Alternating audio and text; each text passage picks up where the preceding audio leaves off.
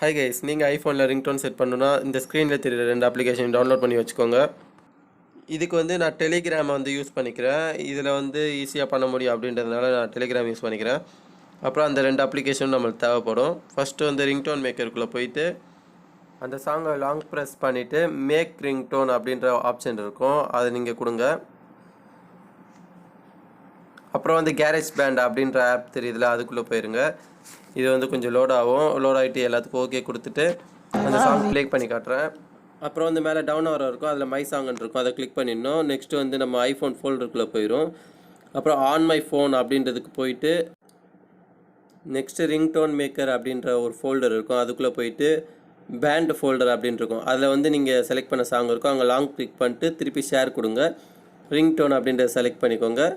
So அப்புறம் எக்ஸ்போர்ட்டுன்னு கேட்கும். இங்கே வந்து நேம் ஆல்ரெடி எக்ஸிட் இருக்கனால அப்படி எனக்கு காட்டுது. எக்ஸ்போர்ட் கொடுத்துட்டிங்கன்னா அது எக்ஸ்போர்ட் ஆயிரும். அப்புறம் என்ன ரிங்டோன் வைக்கணுன்ற மாதிரி கேட்கும் உங்களுக்கு. So use sounder standard ringtone அப்படின்ற மாதிரி கொடுத்துக்கலாம். அவ்வளோதான் கைஸ், நம்ம ரிங்டோன் செட் பண்ணிட்டோம். நான் வந்து அந்த ரிங்டோன் எங்கே இருக்குன்றது ப்ளே பண்ணி காட்டுறேன் உங்களுக்கு.